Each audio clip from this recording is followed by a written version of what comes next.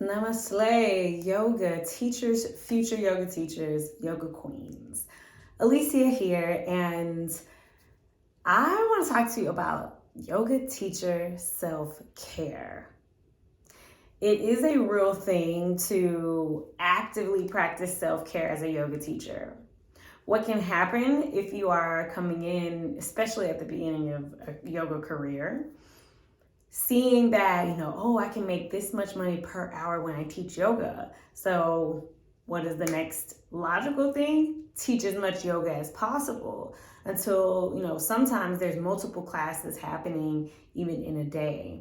And while that can make sense, or maybe some phase that you choose intentionally with an idea of a overall strategy, like changing per phase,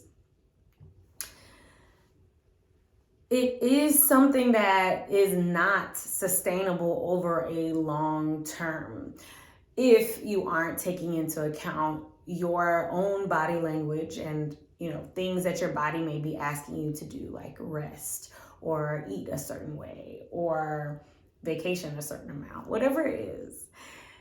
It's important that when you structure your own time, when you structure your own prices, that you take into account your own self first. As Michelle Obama said in her book, it's very important to schedule time off. And this is something that I've even been learning several different ways over the years, is how to practice self-care. Because we can think, if I charge $100 an hour, $300, $500, $1,000 an hour, I need to be teaching as many hours as possible. Well, that may be true, perhaps. And if you're always on, how do you reset? How do you take care of yourself? And so myself, I have committed to 2 days off a week. What? That is something that I haven't done in the past. I've, scheduled like some days and played around with it. My body has been asking me, y'all, 2 days off a week. And that is something that maybe you're not at right now, but that one day, I'm going to have a goal of having certain days, a certain 4-hour work week, or whatever your structure is, to actively, intentionally plan for that. Teaching 10, 15, 30 classes a week is not necessarily sustainable if you know that you are more comfortable in the laid back style of life. So creating that work-life balance is going to be super important whenever you scale, whenever you go to achieve your dreams. And so I'm telling you that at the same time, I'm also saying, now we got to think, if it's so important that we make $1 million as a yoga-based business, because when we make $1 million, that means we have $1 million worth of value, of impact and income that we're making in the industry. So that is going to astronomically impact the mission of world peace through inner peace. Okay, that's one. We got that mission, that goal to make $1 million worth of impact.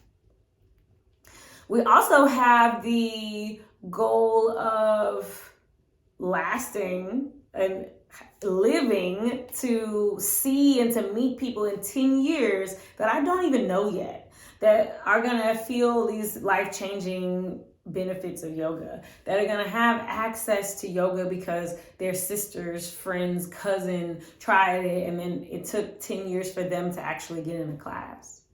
So how we structure and how we set up our yoga income is so important to longevity, but also how we set up and structure our rest, relaxation, restoration is so important to longevity. Because even if I make $1 million in a year and 3 years from now I'm so sick that I cannot work anymore, well, that limits the amount of income I can make. But if I can make $1 million, maybe I bring in a tribe, maybe I bring in employees, maybe I bring in interns, maybe I partner with someone who's already doing it. And so I can improve the amount of impact I make by partnering with someone or a team. Then I might, not put $1 million in my pocket, but I put $1 million into everyone's perspective pockets and allocations.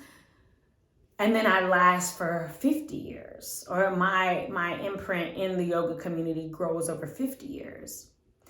And in the Shark Tank, they talk about it's better to own a portion of a watermelon than 100% of a grape. So I'm ready. I'm ready to do and taking that next step.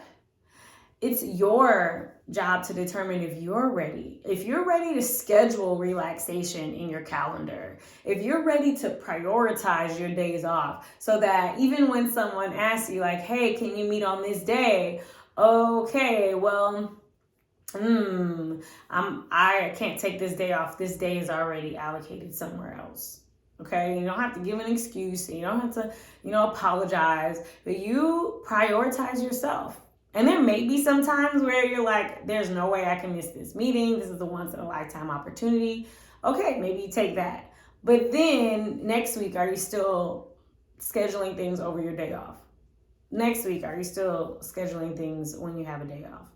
All right, so I'm going to leave y'all with that. We got to create balance out here because the more we take care of ourselves, the more people will be able to help. So join with me because I'm going to be doing this practice of scheduling out your days off. All right, I will see you in the next video. Oh, I always have to give y'all a call to action. Come on now. So the call to action for this video is to join the group, the Facebook group, the Yoga Queens. And essentially when you join this group, now you're plugged in to other yoga teachers like yourself who are interested in making a difference in the world. So there's opportunities for collabs, there are opportunities for just working together, going live together, creating business together, whatever. Here's a chance to tap into your tribe and be a part of what we're up to. It is free, so come on in and we'll see you there.